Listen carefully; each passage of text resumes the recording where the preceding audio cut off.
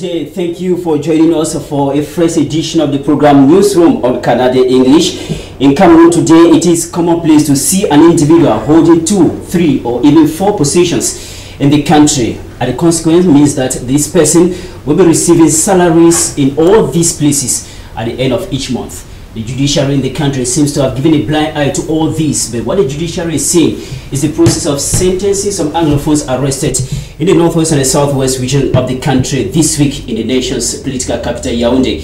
Several of them have been given jail terms of over 10 years each at the military court in Yaoundé. My name is Dominic Memenwa Kimo, and this is Newsroom.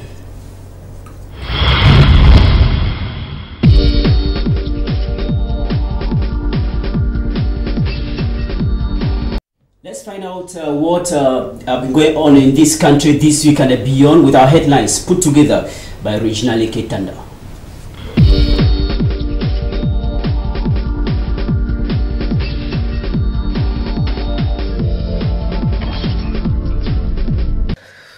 The abusive accumulation of posts in Cameroon realized its apex.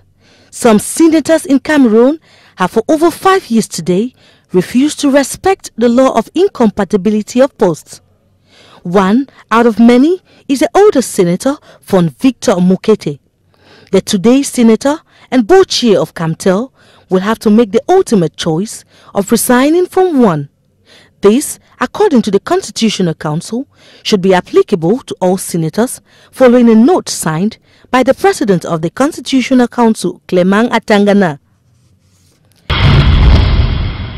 And what dialogue process to resolve the Anglophone crisis? The population of the Southwest region demands the visit of President Paul Biya to the region through the President of the National Commission of Bilingualism and Multiculturalism, Peter Mafani Musonge. As they seek solutions in Boya, the Yaoundé military court sentenced several activists to prison terms considered unbearable. How will these jail terms contribute in the dialogue process? Newsroom examines the pros and cons of such jail terms. And the level of poverty and disillusionment of Cameroonians exposed them to several financial temptations. The Cameroon government takes the engagement to pay money of over 8,000 Cameroonians, former clients of the Mission Intégrate de Développement Africain, MIDA. How did the financial house got to operate in Cameroon under the watchful eyes of government officials? What measures have been taken to prevent such an occurrence? This is Newsroom, the platform of information flow and analysis.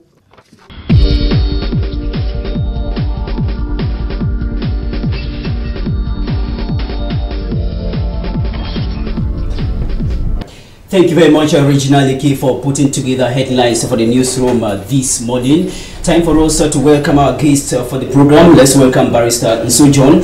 You are a lawyer in the country. Thank you for coming, sir. Thank you very much. Thanks for inviting me.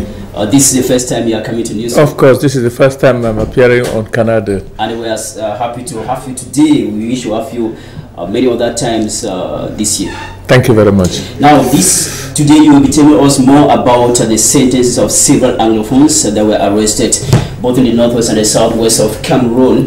That was last year, 2017. But first, we are getting information that the mother of Mark Barretta was arrested in the town of Boya this week. She spent 72 hours, which means 3 days under police custody. The reason for arrest was that she is a mother of one of those propagating for the restoration of ambassador statehood. She was released on Friday, the 27th of April by the police. When you look at such a situation, what does the law say about arresting somebody for a crime committed by another? First, I must tell you that the criminal code is clear. Criminal responsibility is individual. When once somebody is above the age of 18, he commits a crime, that is his problem. His parents have nothing to do with his criminal activity. He will be tried, according to Cameroon law, from 18, he will be tried as an adult. So criminal responsibility is individual. Even when minors are concerned, the law takes a close look as to what happened. Sometimes there are juvenile institutions where the juvenile can be sent there for correction, but sometimes they cannot even hold the parents directly responsible for the criminal act, but they will caution the parents and maybe give the parents give the child over to the parents for proper care and being monitored by the state council or somebody else. Criminal responsibility is individual. I don't see why that is an abuse. The arrest of the mother of Mark Barretta is an abuse of the law, as in many other cases in this country. A governor just sits around and dreams that a woman is receiving money from his son, from her son, and you go and arrest her and come and lock her up. I mean, does it make sense to anybody? It's ridiculing this country. It's a ridicule for this country. Simple, easy, simple, understandable processes of law. The governor should have known that Mark Barretta is almost 30-something years old, and he is responsible for his acts, not the mother. If a son, what is wrong with a son sending money to the mother to eat? If they send the money, have you any evidence to show that the money they sent, the mother gave it to somebody else or to the what they call secessionist? There's no such evidence. You just arrest an old mother of 53 years old, go and keep her for 3 days in a dungeon. This country may think that it ended there. The whole world knows. And does that honor this republic? That's the question. Just to stay in the southwest, this week we witnessed equally the killing of a senior discipline master of government bilingual high school, Kosala, that is in Kumba. Exactly. He was shot down during the morning devotion at the campus of that particular school. First information that was published, others say it was an attacker from Ambassador guys, but the guys they refuted the allegations on their social media page. Now, but the government, so the state media still insist that the senior discipline master was shot by Ambassador guys.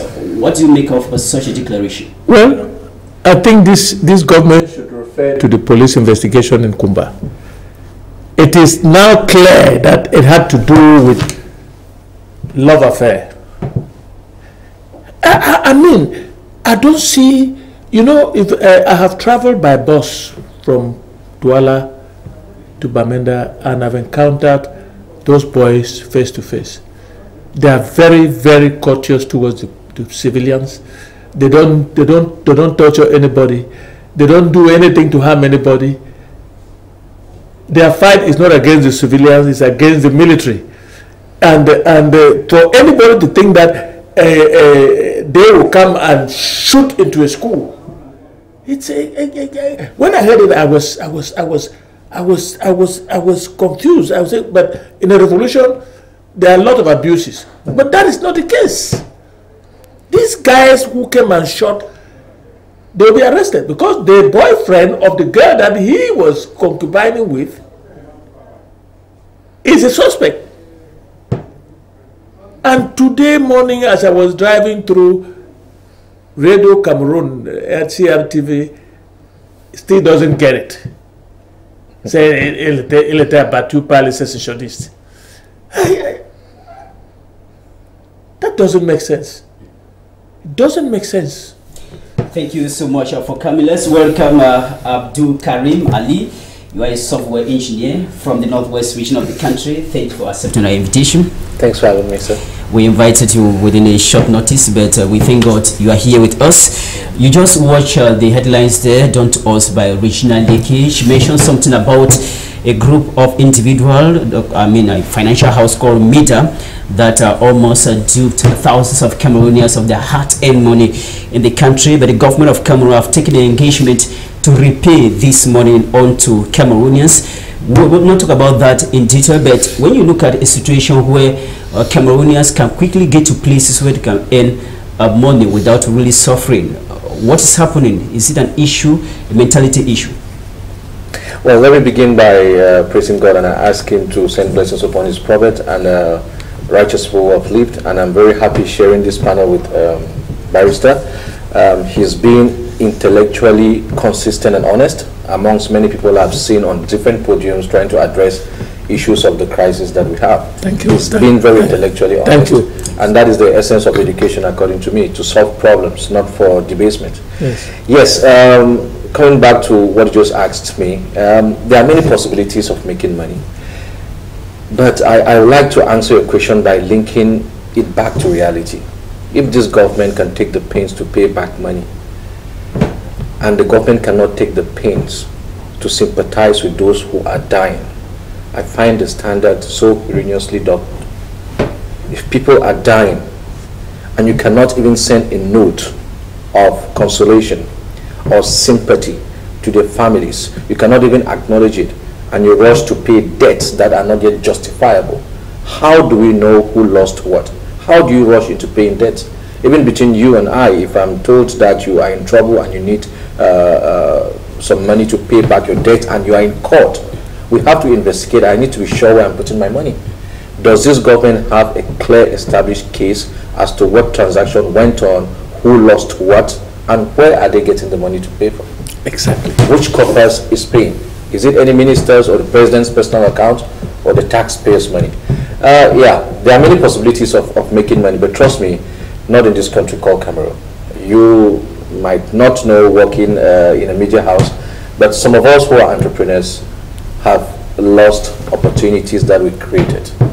When I came back to Cameroon after my studies, I came back with many classmates who had a lot of investment capital, initial investment capital, bigger than what I could ever imagine. Trust me, they folded up whatever they invested in 6 months, because the tax policies, the government regulations would not allow for it. Nepotism, favoritism, tribalism would not allow for it. So God has blessed every nation and every land with many possibilities, but until I'm sorry to use this word, but there is a mad cow disease in this country, in the mind of the government. If it is not dealt with clinically, I'm afraid of the future of our children. It's either three things, especially for Southern Cameroonians. Either your father is an extremely rich man who gives you money to start a business, or you bribe your way into ENS or ENAM, or you travel abroad. Just three options. But the options in the world that God has given are so enormous and so plenty. So I wouldn't like to address it so much because I don't know who took what transaction happened, and especially where is this money? The money for reimbursement, where is it coming from? Now, just to mention that the government of Cameroon recovered a huge sum of money from the headquarters of MIDA. The Minister of Communication in a release mentioned that the money have been counted and that they will start the distribution, but the money is not enough as compared to what clients invested there. But the question many people are asking today is, how did MIDA operated in Cameroon all this while? Just in the nation's political capital, Yaoundé, and authorities were not able to detect such a fraud. Well, the thing with this country is that they are never able to see anything that is real. All they see is what is not real. I mean, we're living in the 21st century, in an IT world where we have several balance and checks, mechanisms, modules, and personnel. But when you keep people who sleep on their toes and sleep on their noses, what do you want to see? Yes, it's clear that it was an inside job, trust me.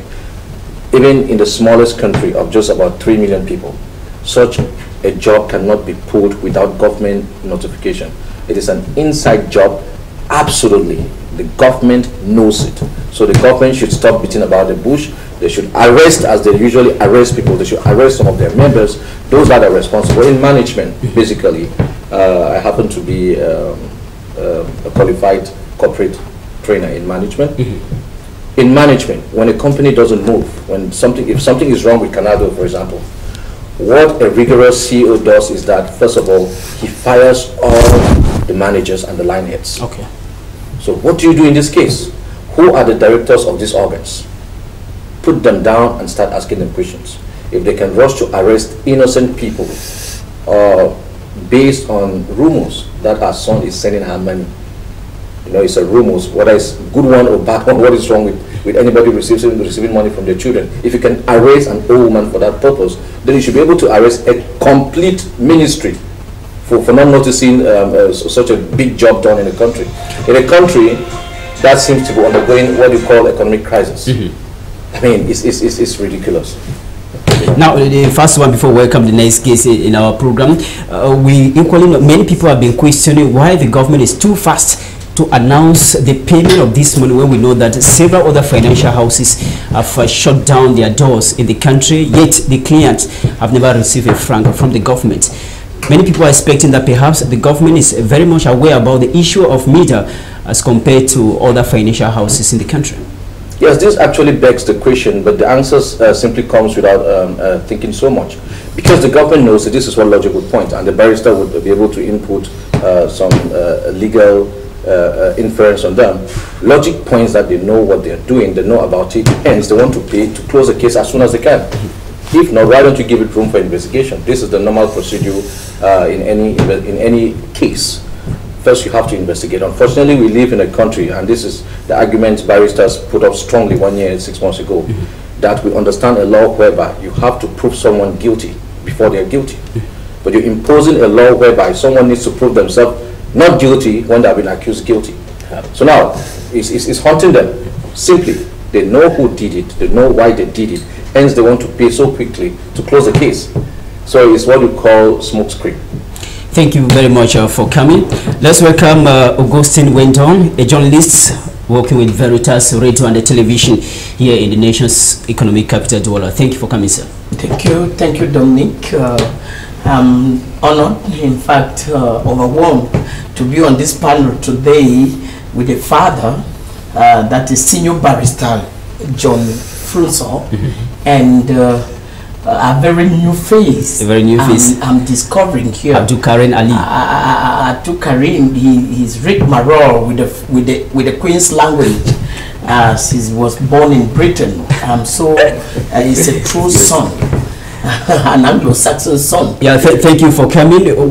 This week, a senior discipline master of Government Bilingual High School, Kosala, was shot dead. The information they published in the press, many people thought it was an attack by the Ambazonian Restoration Forces, but further investigation indicated that it was some sort of a settling cause for him having extramarital affairs with another girl. Yet the state radio and the television yet to accept such a thing. What do you think there is some sort of manipulation here, the way we report issues of the Anglophone crisis? I want to first and foremost regret such a wholesome killing of the discipline master of Kosala. It's unfortunate. But I want to say that since the eruption of the Anglophone crisis, there had been a lot of manipulation. There had been a lot of misinformation. I don't know for what benefit. Once upon a time, we have to come to terms with the fact that only the truth shall set us free. In as much as we manipulate the truth, thinking that that is going to give a legitimate cause to a wrongdoing, that is not going to help us. Kosala killings is just one point in time. You have to, it's not long. The expatriates that were kidnapped somewhere was sitting in Libya, and it was attributed to the Amber Boys, and it turned out to be untrue. Lies. So who is perpetrating lies? And for what advantage? I want to say that there is a potential crisis. No matter how you manipulate, you know, if you cannot solve your problems in peace, if you cannot resolve your problems in peace, you cannot solve war. That is what the powers that be should know. So no matter, look at how ugly the situation is turning around. Extramarital problems. A Cameroonian is gone down. The whole cry was that Ambazonians, oh, this man has been warned not to be coming to school. But this was a discipline master. Not the principal. Not the principal. Do you see the paradox? Because from there, I'm a media man. I had questioned why target the discipline master? It doesn't make sense. Who is not even an authority in an institution. Then you're targeting the discipline master and letting go the principal? No. Who are we fooling here? I am saying there is a potential problem. I think beside the press too, that is some media organs that are deliberately sharing the wrong information. The social media too is contributing, sharing information without proper investigation. Some of us who have resorted to the social media as a source of information are becoming quacks in this noble profession called journalism. I have never taken the social media as my source of information. Before I picked anything from the social media, I make sure that I verified and I verified again. Right. It's like you traveling in Cameroon. You have to, you know, do novenas and offer masses, not to be killed on the highway because of bad road. So social media, before me, I get any information from social media, I do as when I want to travel. I verified and re-verified because it's not a credible source of information. Anybody, even illiterates, are on social media. Exactly. And they can just take you off guard. Do you know that? Oh, come on. Very unpleasant things have happened to this nation, and we are regretting it even when the anglophone crisis escalated. You see, the manipulators, those who hate this country, who pretend that they are the custodians of this country, they hate this country. They were all using social media, carrying out very horrified images. Do you know that one day a woman who was slaughtered in the Democratic Republic of Congo was projected on social media in Cameroon to have been a francophone woman slaughtered by Amber Boys?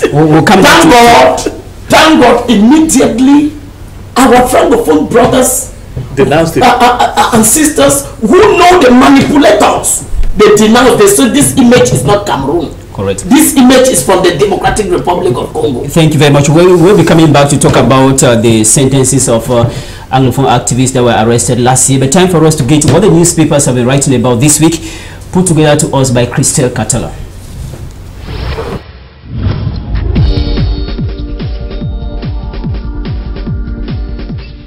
The landmark court case of Mancho BBC, otherwise known as Coffin Revolutionist, adjourned to May 8, 2018. The Post newspaper writes that several other people arrested with Mancho BBC were slammed heavy jail terms this week by the Yaoundé military court. Most of them were found guilty of killing and inciting violence. Violence experienced at the GBHS Kosala, Kumba this week. The paper writes that the senior discipline master, Ashu Thomas Kongo, was shot dead with other students wounded when suspected Ambazonian warriors attacked. But who wants an Ambazonian identity card? The Rambler newspaper recounts a story of how an over 80-year mother in the southwest told policemen in a checkpoint that she will not renew her expired Cameroonian ID card because she will soon be in possession of an Ambazonian ID card. A clear declaration that sparked laughter by both the passengers and policemen. The governor of the Southwest region cheats death while daring Ambazonian warriors in the Lebialem division. The Star newspaper says the convoy of Benya Okalia Bilai suffered gun attack to and from Menji for the installation of the new LZO of Lebialem division. To Afrin Media newspaper, the LZO was installed in a seemingly empty grandstand in Menji. The second batch of senators takes function in Yaoundé. Info Matin newspaper says the problem of incompatibility of the post of a senator and other positions resurfaced. The paper says Senator Kemende of the SDF wants the older senator from Victor Mukete to choose between being a senator and the board chair of Camtel. In a related view, what possible coalition between CRM and SDF parties for the 2008 presidential elections? The paper evaluates factors that can right the parties against the regime of Paul Biya. Who is benefiting from the famous Mida affair in Cameroon? Europe Plus examines the hidden hands that almost duped Cameroonians of their hard-earned money. To Info Matin, government has ordered for the payment of client of Mida. In health, 60% of health-related malaria in Cameroon recorded in children. L'Oeil du Sahel newspaper presents statistics of malaria cases in Cameroon in 2007, indicating that a lot need to be done. The Post newspaper thinks the crisis is today killing more than malaria. The paper says the population of the southwest region was President Paul Biya and Boya. They were speaking to Peter Mafani Musonge, President of the National Commission for Bilingualism and Multiculturalism this week. What has been the political influence in French business tycoon Vincent Bolloré in Togo and Guinea? Police in France are investigating allegations of corruption in these countries with Vincent Bolloré in custody.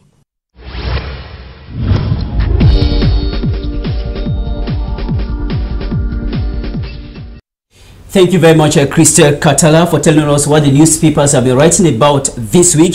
We start our main topic for today. We are talking about the incompatibility of functions, what the law says. This week, the second legislative period of the Senate opened in the nation's political capital, Yaoundé, with Senator Kemende Henry raising the issue of incompatibility of positions in the country, has asked the oldest senator for Victor Mukete to step down and choose between being the board chair of Cameroon Telecommunication Camtel or being the position or maintaining the position of the senator.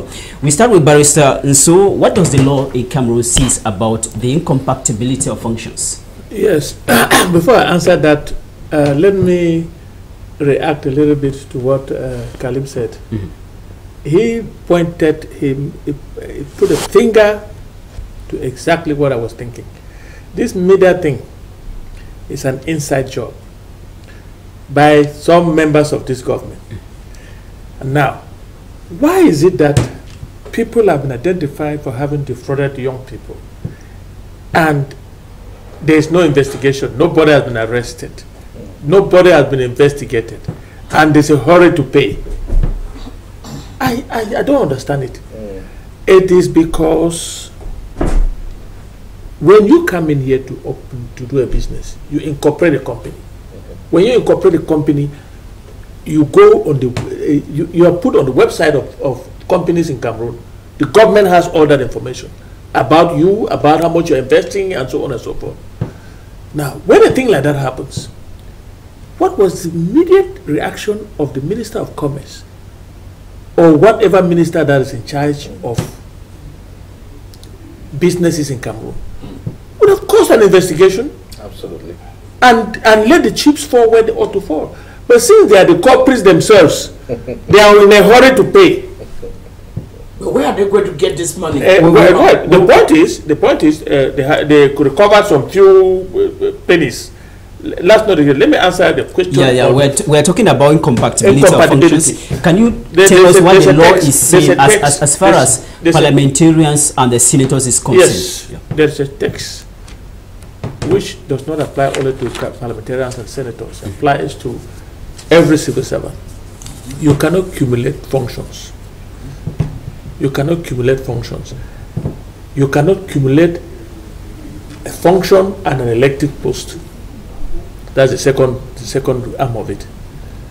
Now, what happened? A lot of the people that you saw, there are about 8 of them in the Senate, all of the CPDM, they were appointed board chairmen, members of the board, and so forth and so on. With the exception of one man who even works for a private company You appointed him without even consulting him. Well, as a Cameroonian, he came to the Senate. Now he has declared that he is no longer interested in the Senate. He's going back to his function as the Assistant General Manager of CODCO. Assistant General Manager of CODCO. First of all, there are a lot of advantages there. There are a lot of he does a very powerful post for a foreign company, an American-related company that is in charge of bringing crude oil from Chad through to Kribi. Who would want to leave that post for the Senate? The point I'm making is that incompatibility had existed, but this government acts always in bad faith. Before you are appointed senator, because the text gives the President of the Republic the right to appoint 30. They must do what we call vetting. They must find out who you are. What do you do before they appoint you? But since they are in a mafia and in an attempt to satisfy the mafia, he just sits there and thinks that he can bring his militants and put them in the Senate, even without the verification. If you look at all the 8, all are appointed.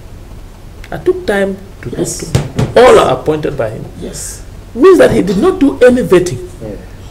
I want to ask the question, is this country being governed? You put out a law, no accumulation of functions, and you are the first to appoint people even without verifying whether they hold any functions in the administration, in companies, state companies, and so on. It tells every Cameroonian, I hope, that this government is finished, because nobody works, nothing is being done, because the vetting would have taken place before the head of state signs any decree appointing anybody. Absolutely. So, to answer your question, it was in total violation of the text promulgated by him, the head of state. I don't want to be citing text here because we are talking to the population. You don't want to confuse people and say text number so. No. Yeah. The law exists. And my colleague, who is a senator from the Northwest, Barrister Kemende, raised the issue, and that is why it is so hot. And I want to be very respectful of the oldest, probably the oldest man in Cameroon, one of the oldest men in Cameroon, Chief Mukete.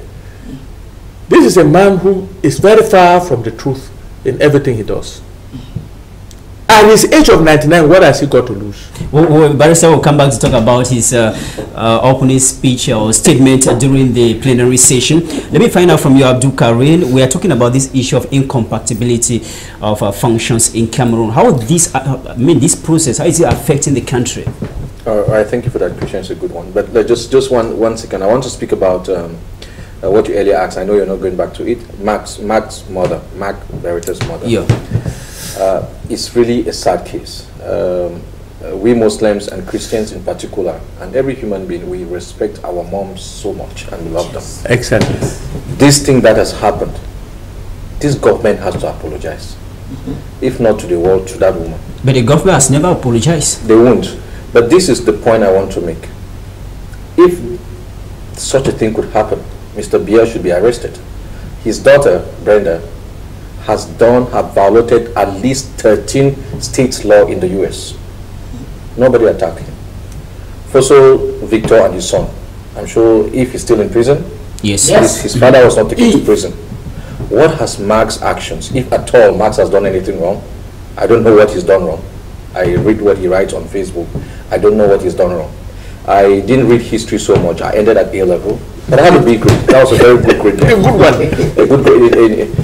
But since the inception of what was called anglophone crisis, today I don't call it anglophone crisis. It's a war. I don't want to limit it to a linguistic issue. This issue is beyond anglophone crisis. It's a southern Cameroon problem. Yes.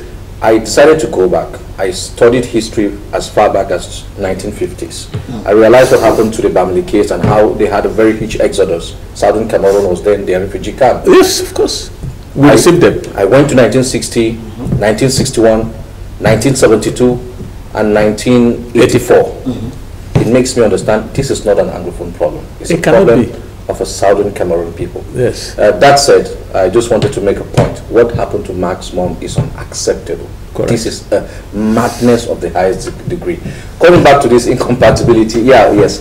In management, even in management, when you have two designations, and it's very occurrent and concurrent in Cameroon, that you see a manager is the accountant and the CEO in companies, you know, it brings redundancy. And then just imagine if you can bring redundancy at the level of simple managing a company, then what about a country? You know, you give somebody two related and interrelated or two different positions to handle. It is ridiculous. But the question to ask, what is the job of a senator? They act as an upper house to the lower house, which is, how do you call it, National Assembly, right?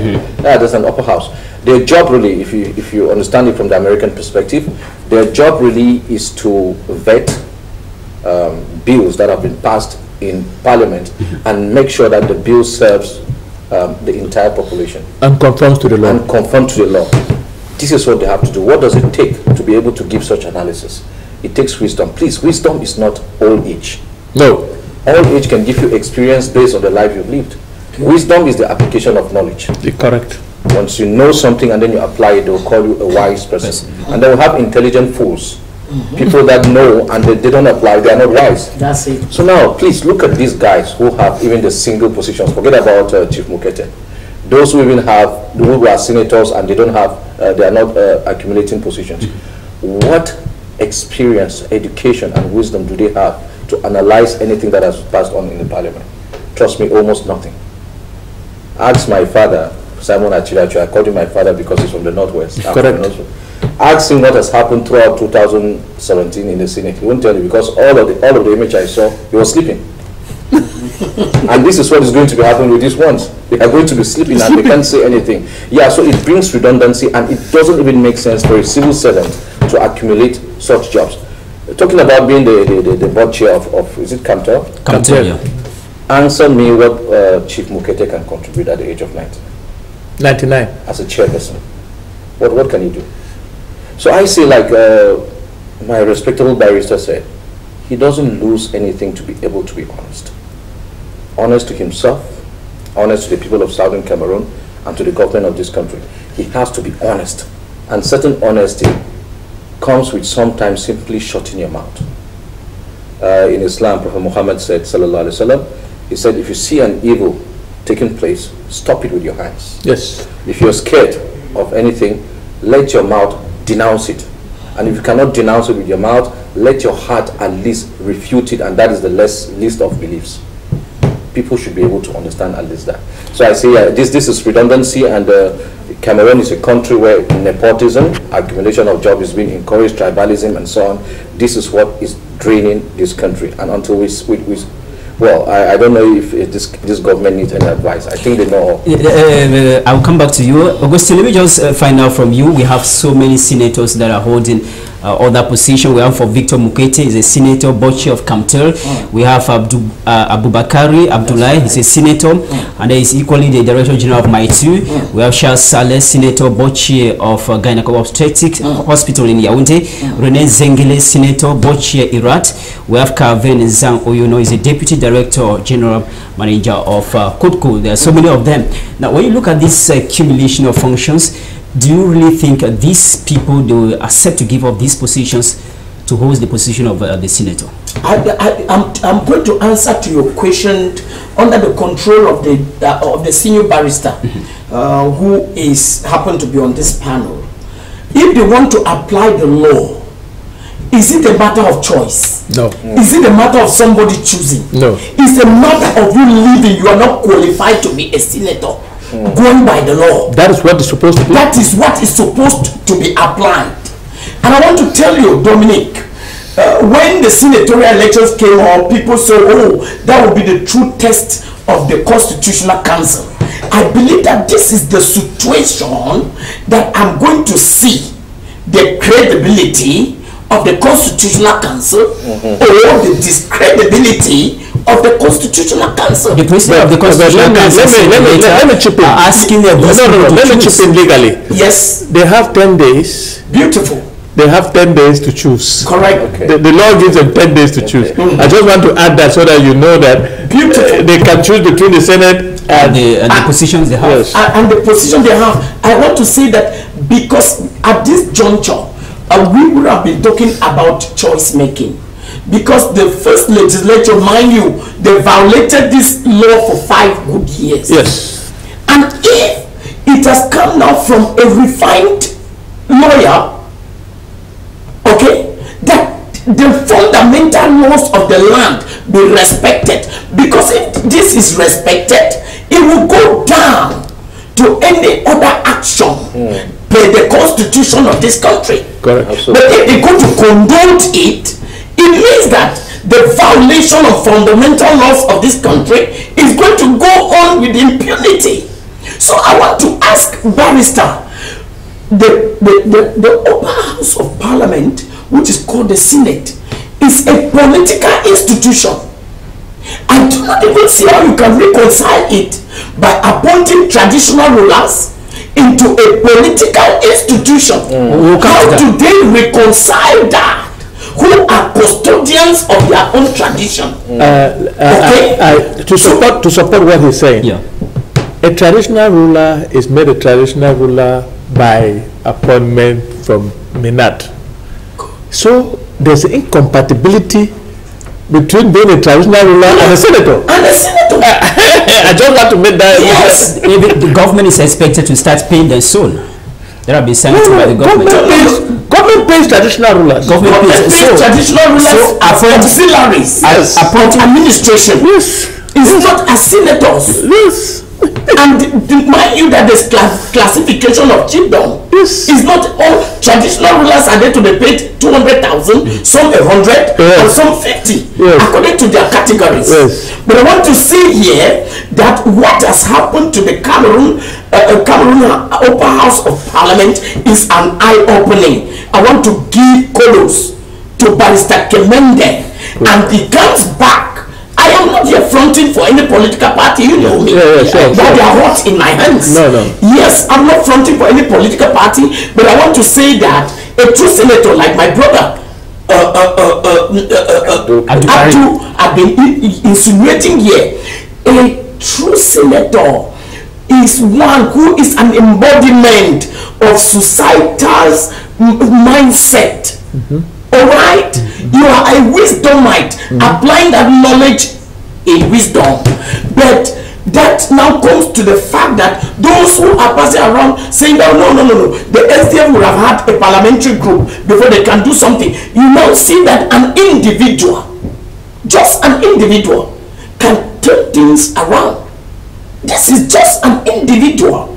I mean, among the 7 senators coming from the opposition political party, he's been able to raise the consciences of those in governance for violating the fundamental laws of the land. So I'm looking forward to see all those who have fallen into the dragnets of the phenomenon of incompatibility to quit the Senate in order to give the Senate at least the benefit of the doubt. If not, if they are sitting in the Senate, it will be a sleeping house, as Abdul has said. Thank you very much. We shall come back to you, but Barrister, let me find out from you. Many of these senators, they spend 5 years in the first legislature as senators holding other positions. Now, Barrister Kemende have raised the issue and they are expected to choose. What does the law say about punishing those that have been holding two incompatible functions? No. The law barely says that you have, if you are elected, you have 10 days to choose between your elected post and the appointed post.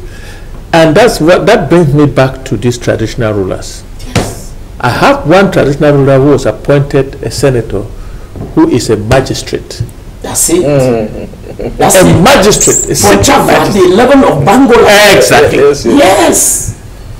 We will watch to see what happens to him if there's no incompatibility. That's right.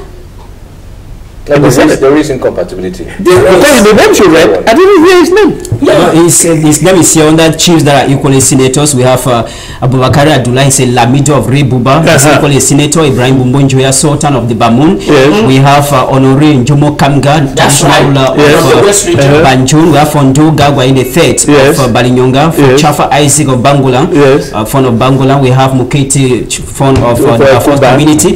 We have Madiba Songe, Canton Bakoko, and the other three municipalities. These are traditional rulers that are equally senators. And these are people who have been appointed by the Minister of Territorial Administration or the SDO, given their various ranks. They have an appointment and they are being paid by government.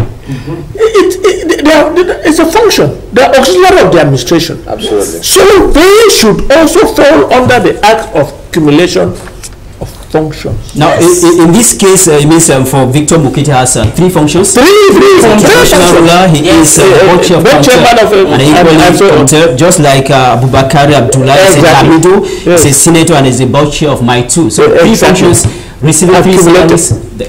You should choose between, you should choose one. But Barrister, don't you think the law would have provided something punishing those that are holding such positions? The law does not. The law gives them 10 days to choose. The others stay there for 5 years without choosing? Well, because, as you may well know, the last Senate before this one was made up of pass, no education. They just go and sit there, ex-politicians sit there and drink coffee, and a law comes from parliament, they just pass, they just let it there. Nobody raised the issue. Yes. Now that they are fortunate to have 3 lawyers on the SDF list. You have Barrister Kamende, you have Barrister Kenyan George, and you have one from Bello, Barrister Ngam. 3. One of them has raised the issue, and there are many more issues to be raised. That's right. Look, the Constitutional Council has sent a note to the Senate. Let's wait and see exactly what is going to happen. If traditional rulers are not affected, you can be sure that Barrister Kamende will come back in full force. That's right. We are living it now. Even though, if you ask me very sincerely, I really don't care, because the country is going down the drain. Let it go to the abyss, so that we can, if they can resuscitate and have a new government, that's good enough. Abdul Karim, many people say this issue is coming up because these people we are talking about, they were appointed by an individual. They were not consulted before they were appointed. And you know, in Cameroon, sometimes it's very difficult to turn down an appointment, a position that is coming from the government. Now, can we say that the blame should go to the individual that is appointing these people to accumulate functions that are most of the time incompatible?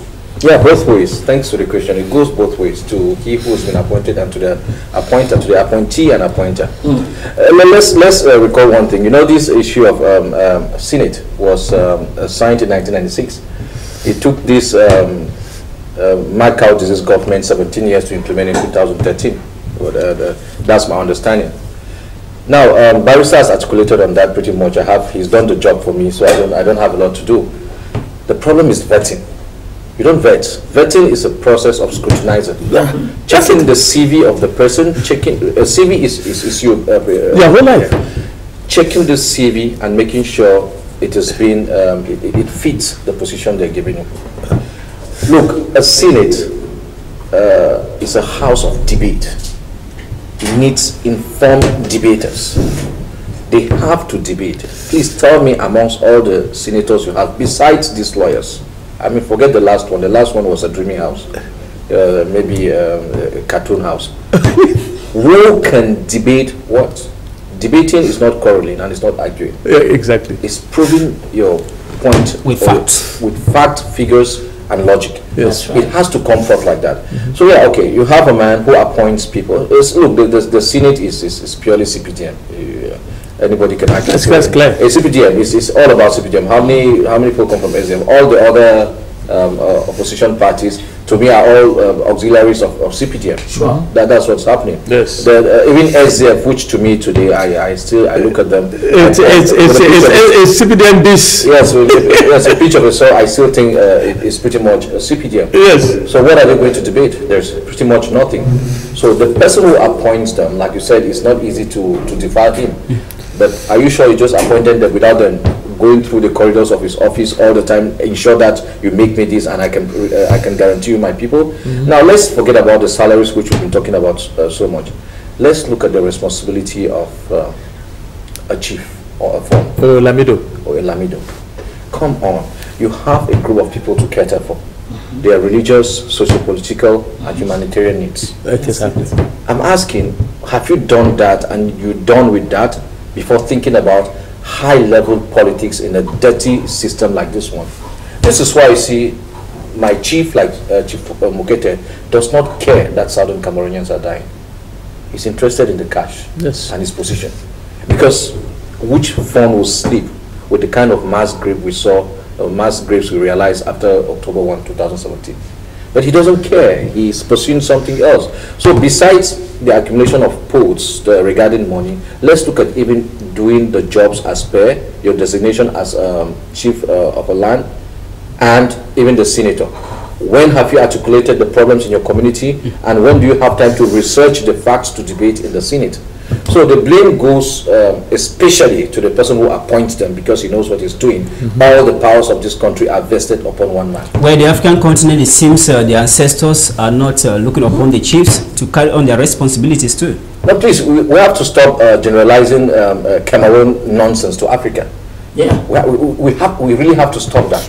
Just go to East Africa and see what is going on. It is uncomparable. Look at Rwanda. The Minister of Finance is a 31-year-old girl. Yes. This girl is 31-year-old. And they're, because they are English. Yes. They have changed from French to English. Yeah, she has just a master's degree. Yes. In banking and finance. This is what you need. People that can investigate, host seminars, do research, go to other countries, not people who sit and drink coffee like Barrister said. Yeah. We have to stop comparing Cameroon to any other country. Cameroon is a unique country in failure.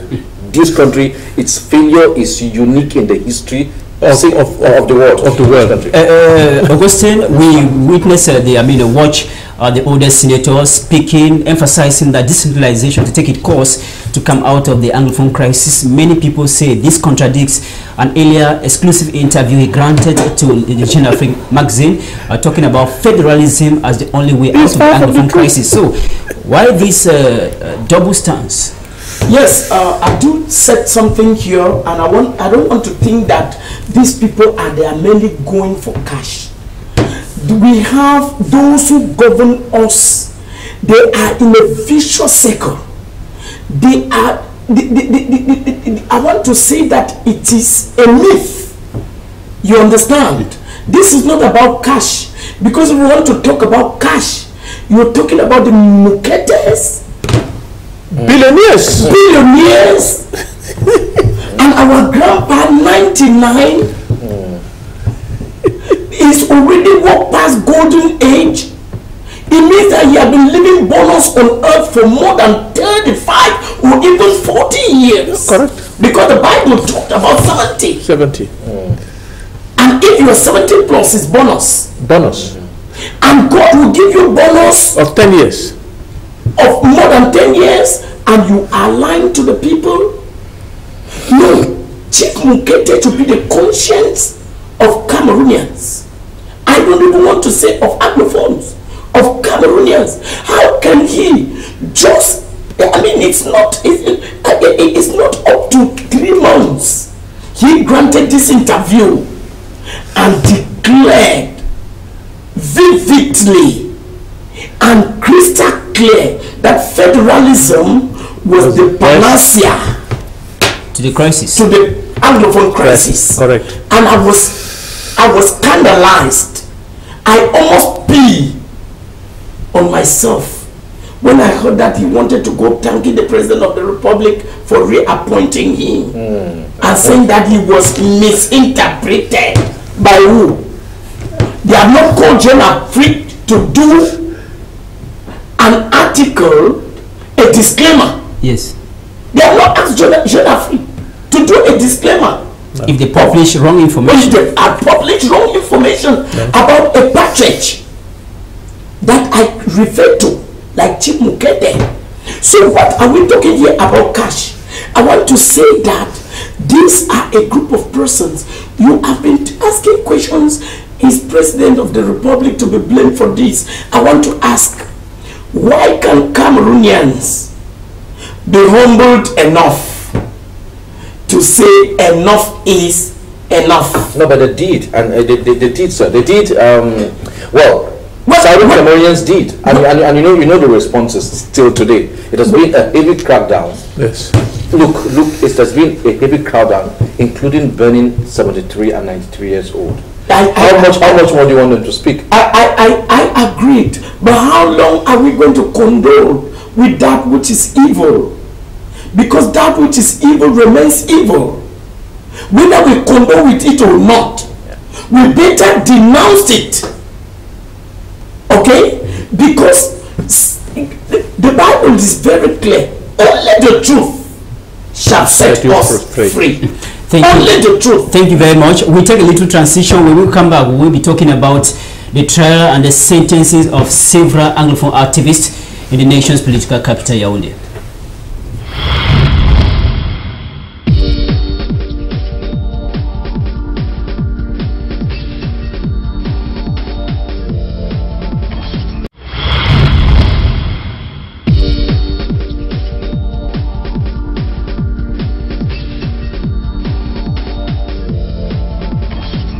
Thank you for joining us once again. Mancho BBC, otherwise known as the Anglophone revolutionist, is expected to know the verdict of his case against the state of Cameroon. That will be on the 8th of May this year. Several other persons have been sentenced at the Yaoundé Military Court.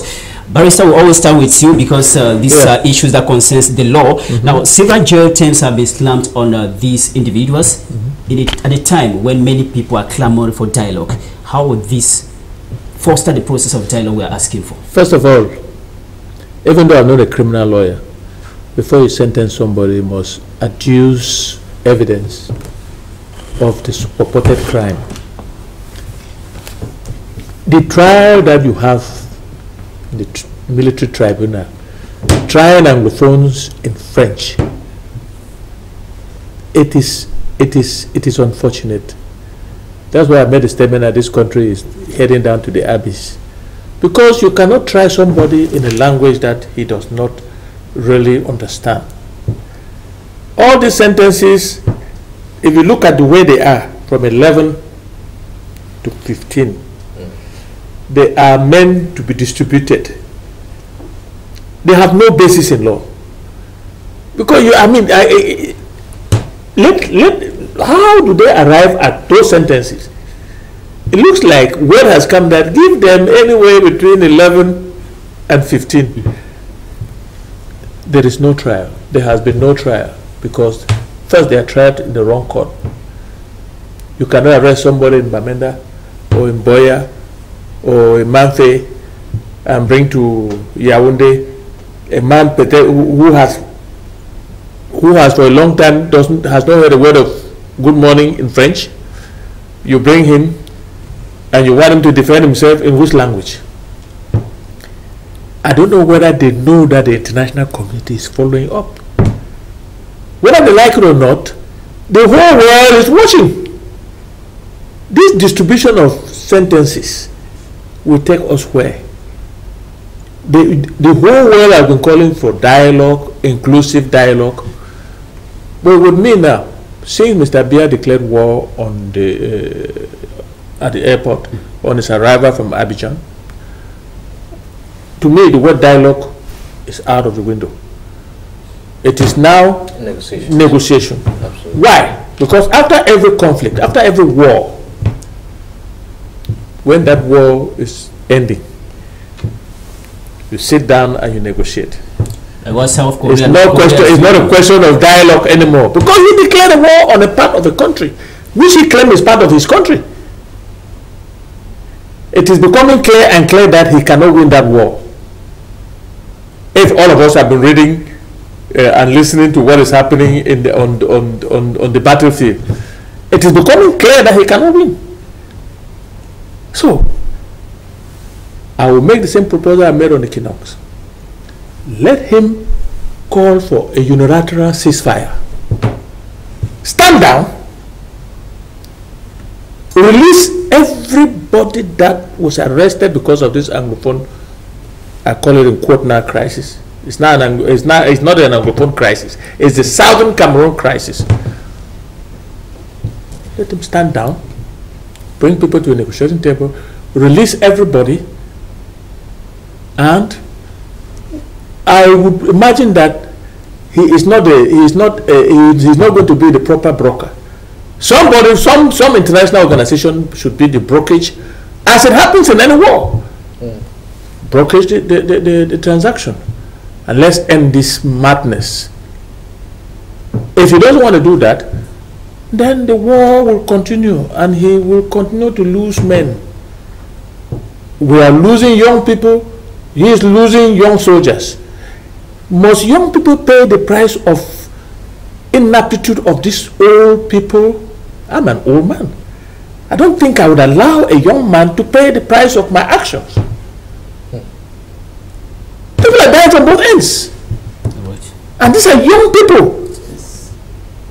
If you think that this army will continue to die and say nothing, he is mistaken. Because at one point, the army will say, hey, old man, stop it.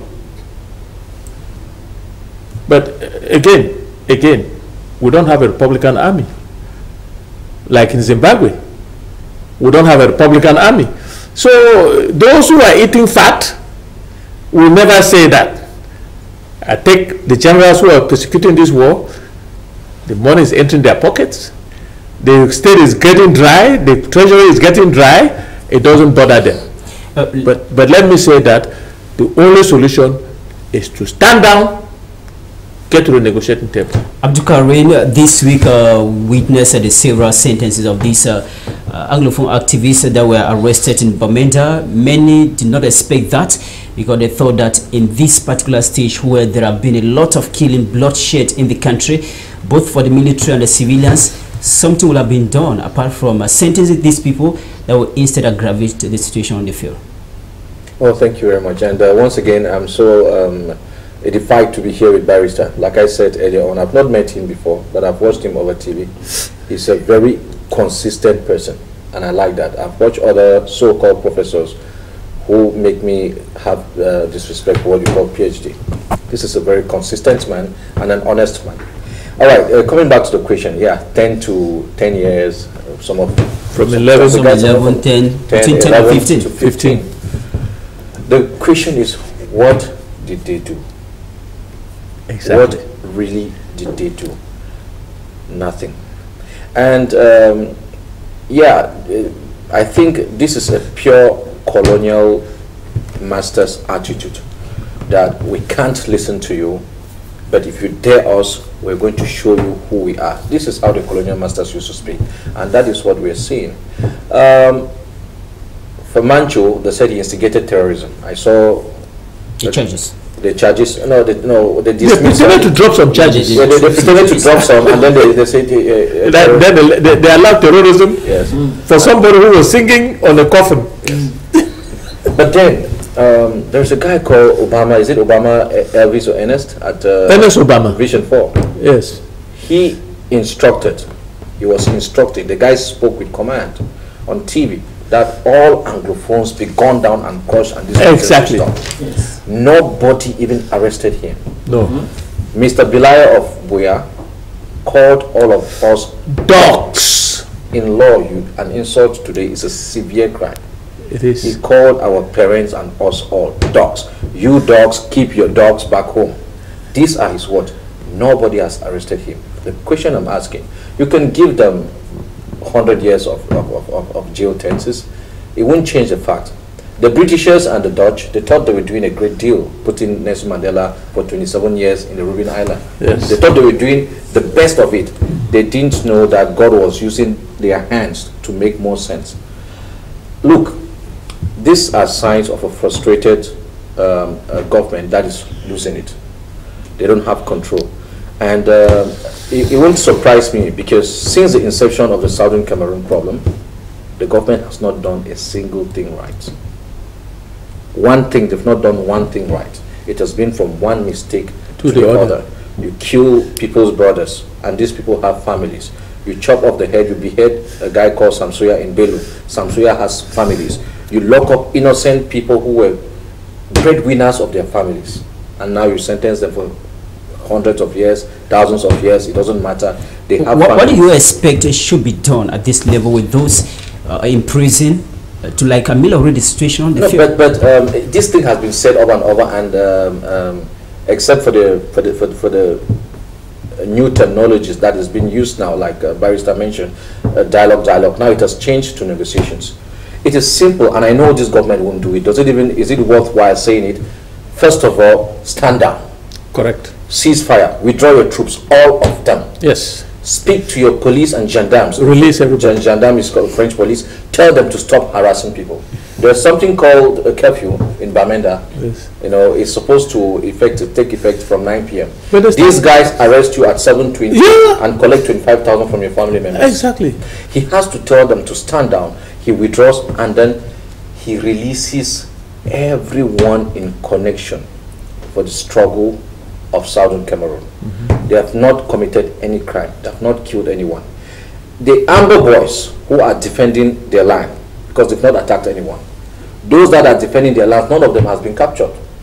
Once they kill or they attack a military who is invading them, what happens? The next thing is that innocent women, children are being killed, burnt, and sent away. Villages burnt. This is horrible. So simply, he needs to stand down. He needs to stand down, pull back his troops, fall back to his base, release everyone, and then there's no dialogue, by the way, because you don't dialogue. Dialogue is not, you see this round table, this is called dialogue. It's not high table and small table. We have Sisiku and others that were wrongly brought in, we call that English term extradition, from Nigeria.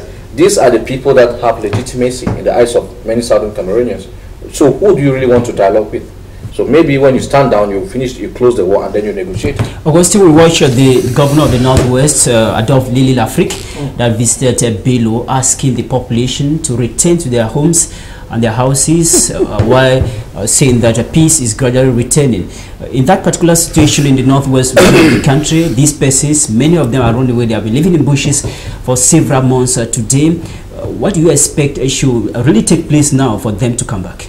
But before I come to answer to your question, I want to say that passing heavy jail sentences on the Anglophone detainees is a complete refusal of fundamental truth. I want to ask whether the judges know that every act you commit, it goes down to history. Because some of them act as if they are already in paradise. They forget to know that they are still on this planet Earth. Sentencing. Abdul said something, and Barrister is somebody I'm very fond of. Abdul is meeting Barrister for the very first time. I want to say that those sentences is a signal to me that after they must have sentenced all the Anglophone detainees, so shall the real solution to the Anglophone problem be given. Because the next step will be that after sentencing them, they are now be set free. Without which, we are not going to head to anywhere. Let me tell you. So they are using the method of sentencing first before maybe a presidential clemency. Of course. We don't have any assurance of that. Well, I want to say that it happens. Right now, there's no assurance of that. It happens. That it might be a prophecy. Okay, but I want to tell you here that I anchored a program that was just Monday last week, and the program was centered on the Cameroonian intelligentsia. Abdul said that they are intelligent fools. I want to say that there are some who are called clever devils. All right? They intentionally do the best. So I this because I am amazed and disturbed with the role played by the intelligentsia in Cameroon. Because I read what Professor Bernard Sokika-Folon wrote, the genuine intellectual. Exactly. Are they existing? No. So when I ran this program, thank God, what baffles me is that all my guests were all our brothers, francophones. You have Dr. Isomba of the University of Douala, you have Dr. Basilike, you have you have Professor Tekam Michel, and you have a veteran journalist, Edmond Kamgia. They revealed something that touched me. They said the colonial masters told the administration in Cameroon, assimilate the Anglophones. Do everything to assimilate the Anglophones. These were our Francophone brothers. Yes. And I classify them other genuine intellectuals. Correct. Because they all spoke the truth. Yes. These are Francophones. And they insisted by saying that you Francophones, you are not French people. You Anglophones, you are not British. You are Anglophone Cameroonians, you are Francophone Cameroonians. So why should they, and that came to beef up what His Eminence Christian Cardinal Toomey revealed, that once he was in Rome and he was sitting beside a French diplomat, and when the French diplomat discovered that he was a Cameroonian, erroneously not knowing that he was an Anglophone Cameroonian, he told them, thank you for the job you people are doing for assimilating the Anglophones. Do it to the latter. Then the holy man of God in his charismatic way style say, je suis anglophone. And the diplomat left the hall. So these are things that we cannot condone, we cannot accept it. We are not in a captured land. The unification in Cameroon was not a master and a boy. So we are saying, barrister have given another connotation now, calling it negotiation. And Abdul concorded. I want to still stand that the churches, the Catholic Church, the Protestant, the Muslims, the international community, even the recently ended Commonwealth Summit, we are reading that the powers that be have been told to call for urgent dialogue. I am one who would not like to see this country break off. One of the things, pushing the people to the war is dangerous. Very dangerous. One of the things the government think is to bring about lasting peace was the putting in place of the National Commission for the Promotion of Bilingualism and the Multiculturalism that is headed by the ex-Prime Minister of Cameroon, Peter Mafani-Mosonge. This week he was in the town of Buea in the southwest region of the country with this team, meeting with the population to talk about the issue of the Anglophone crisis.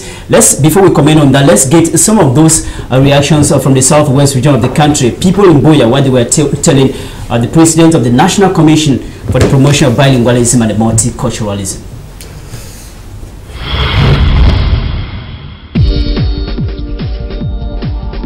Send our children to school and they come back and sit at home, and we go to offices and meet people whom we don't recognize, who were trained by other people, the other side of the moon, occupying all the positions around us. We get disturbed because our children have also gone to school.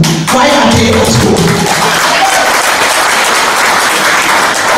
If you have autonomous states, total decentralization, I am sure our children are going to also have something to do. They will not just stay at home after degrees. They go to school, they have the degrees, and they come and stay at home. I'm happy the professor talked about the Nibe Seaport. The Nibe Seaport and many others In Moliwe, we used to have a company that did rubber shoes and plastics and umbrellas. In Tiko, we used to have an airport. Where have they all gone to? The women are asking. And they think that if these things come back, things will be normal. Your Excellency, we are glad the President thought of creating this commission. We are indeed very happy that the President put you people we hold very high esteem in this commission, and we know that you will listen to our cry, you will take it to him, and something will be done. Thank you very much.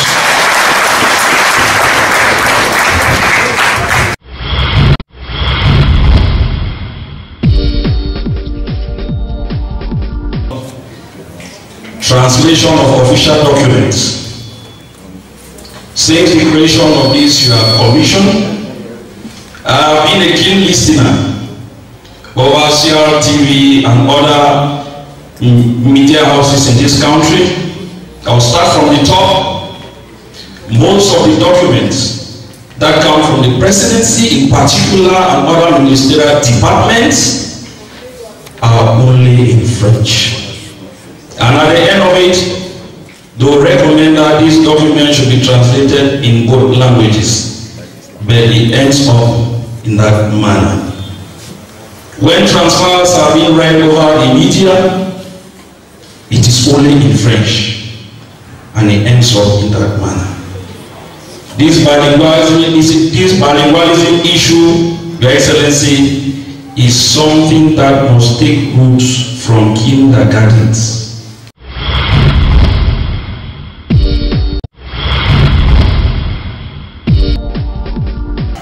The Northwest and the Southwest started there. We have been having so many difficulties as bike riders.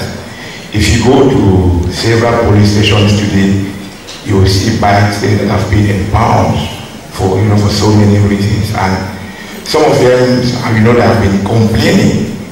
Some of them are families, some of them are men who are taking care of their families. And if you go to them, like to ask what happened that your bike is, he will give you, let me say, a complaint of life. He met a policeman and he wanted to maybe express himself in English because the man never heard what he was saying. The bike was being taken to him.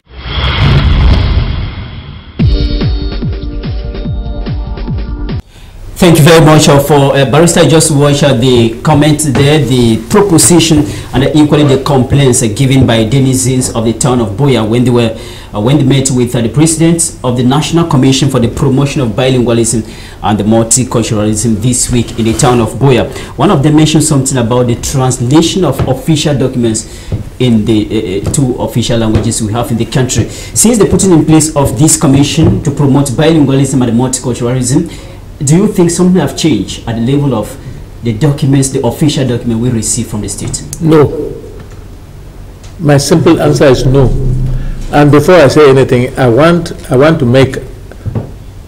ask Mr. Musonge to withdraw the speech he made against Northwesterners at the beginning of this crisis in Buea. Because his regrets, they have not told, the feed did not tell what he said. He's regretting about the crisis in the Northwest and the Southwest. Is it not shedding crocodile tears? I'm not saying he's a power, so let him withdraw what he said about the Northwesterners.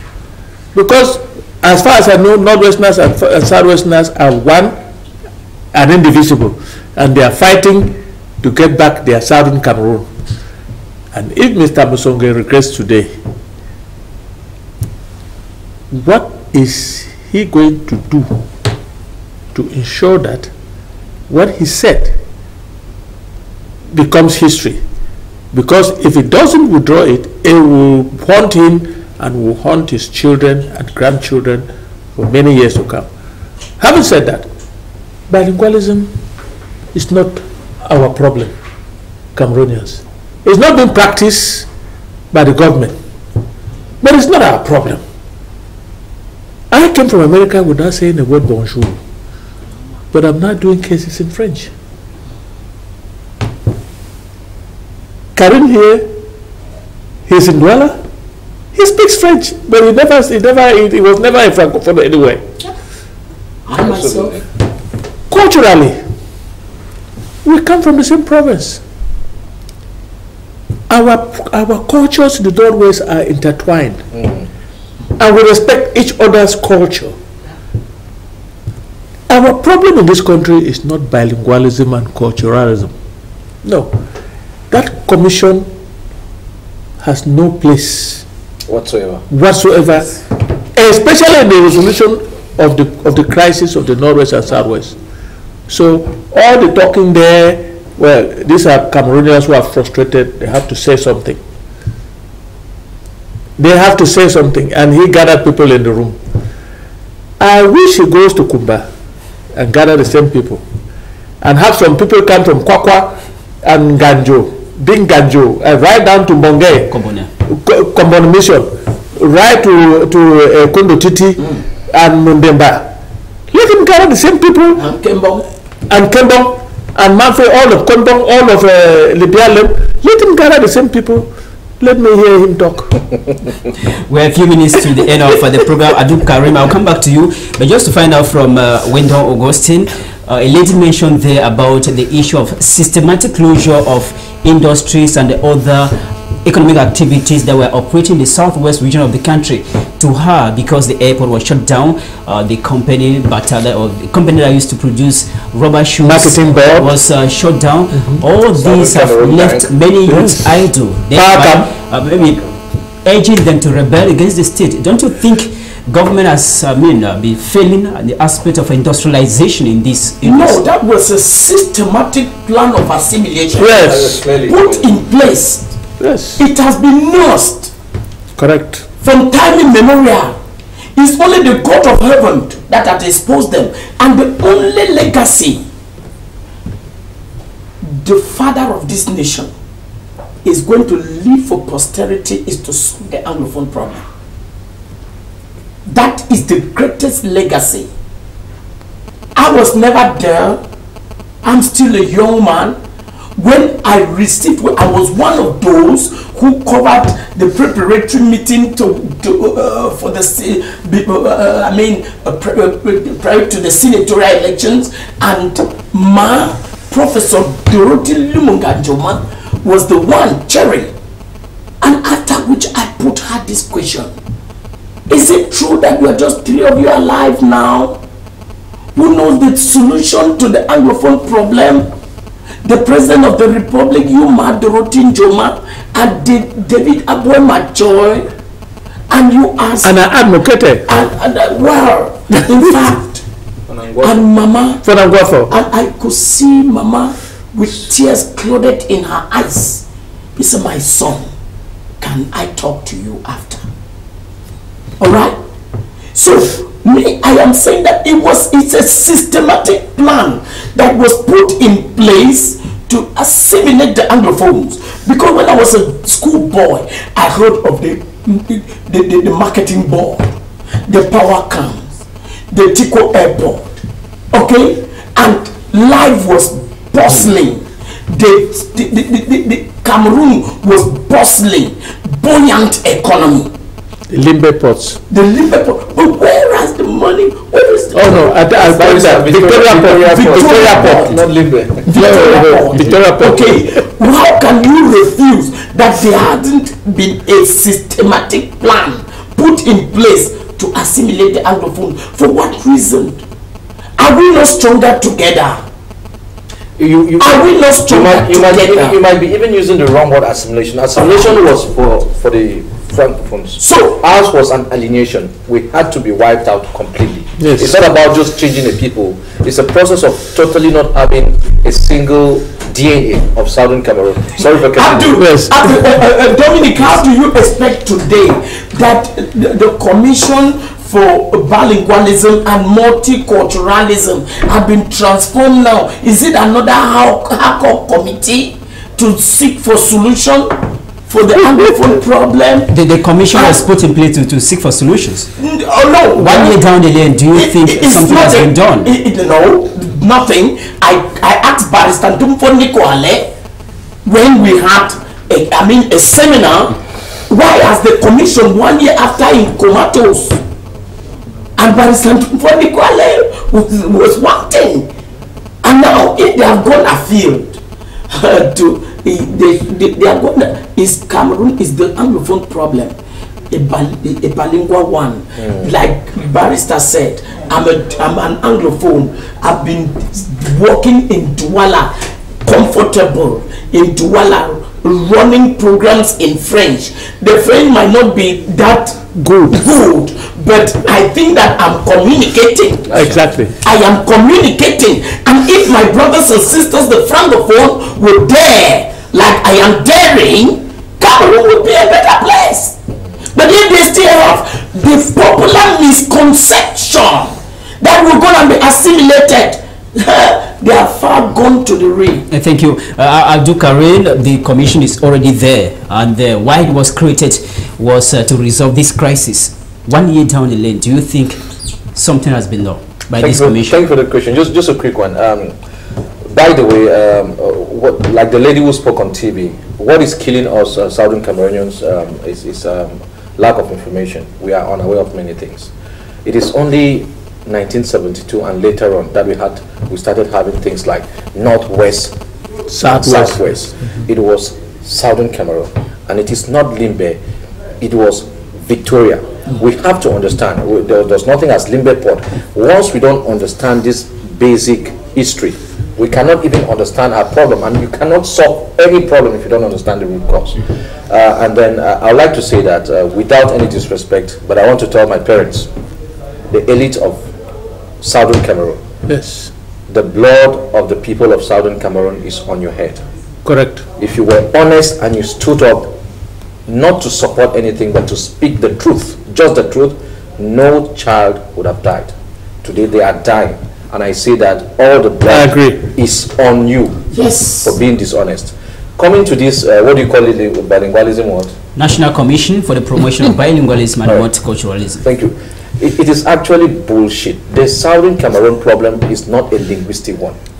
Trust me, there is no interest in the mind of the Francophone to speak English in this country, except for the fact that they want to go and do masters elsewhere. Yes. The reason why they come to study with us is not just because they want our education. If you have the French education and you want to do master's degree and you're not willing to go to France, then you won't do it elsewhere. It's only France that offers master's degrees in French. If you have to go elsewhere, English is the world language. Just like Greek and Roman was the world language during the time of Christ and before Christ. So Abdul, let me my take here. Briefly. My take here is that if they are interested in doing English, in speaking English, they should be interested in the culture. Absolutely. But, yes. But the point I'm trying to make, this commission is useless, and I'm surprised again. An honorable barrister like Nico, I said, at least if you cannot support the truth, you can stay quiet and you can say no. And Peter Mapani Musonge, they could have said, we are ready to take up a commission, but let's call it a Truth and Reconciliation Commission, not bilingualism and culture. Who is interested in studying the culture of Buddha? Me? No. Like Barrister said, I don't need to study the culture of Bali because it is embedded in the culture. It is well. Yes. Who is interested in studying how the Douala man buries his corpse? Me, I really am not. So this is a useless commission, and they are on a useless mission. We know why. To put some water on the back of someone who is already in the sea and then create some means to disburse money. It is useless. It's not going to help anyone, but the elite notes that the blood of Southern Cameroonians is on you. What do you want to do? Thank you for coming. We have many things to say, but time is no longer on our side. I just want to say that briefly, like Abdul is saying. Yeah. In fact, if all Southern Cameroonians or Anglophones in government had been speaking the truth, we would have been where we are today. So those of them in this government, they are going to be held responsible. Thank you very much, Augusto, for coming. Barrister? Yes, I want to support Karim, the call he made to parents. I was 10 years old when the unification came. I was virtually put a rope on the neck and dragged to this place. Let me tell you, I was born in Nigeria because Bamenda then was under Nigeria. Yes. And I have never considered myself during this crisis, I've never considered myself any longer a Cameroonian, but I just live from day to day. I want to thank you for that call, because our parents failed us. They failed us, but we have a duty to correct it. Thank you very much. It is on that note of correction that we are going to end the program this day. We are thanking Barrister for coming. We are thanking Adu Karim and my colleague Augustine Wendon. Thank you for accepting our invitation and coming. For all of you who watch us and send us text messages, they have been taken into consideration. We thank our technicians for good sound quality and the light for this day. If you miss out anything tomorrow, Sunday from midday to 1:30, you will have a rebroadcast of this particular program. Oh, good. I am Dominic Memengwa Kimo. Thank you for watching. Meet you next week.